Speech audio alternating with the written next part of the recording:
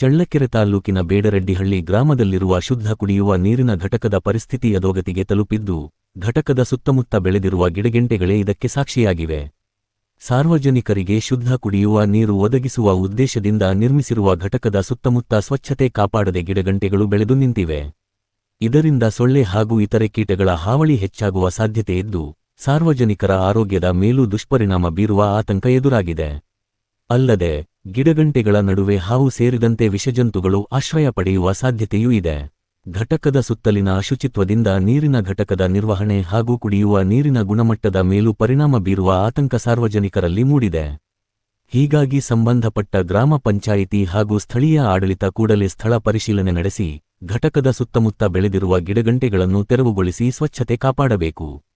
ಶುದ್ಧ ಕುಡಿಯುವ ನೀರಿನ ಘಟಕಗಳನ್ನು ನಿರಂತರವಾಗಿ ನಿರ್ವಹಿಸುವ ಮೂಲಕ ಸಾರ್ವಜನಿಕರಿಗೆ ಸುರಕ್ಷಿತ ಕುಡಿಯುವ ನೀರು ದೊರೆಯುವಂತೆ ಕ್ರಮ ಕೈಗೊಳ್ಳಬೇಕು ಎಂದು ಗ್ರಾಮಸ್ಥರು ಒತ್ತಾಯಿಸಿದ್ದಾರೆ.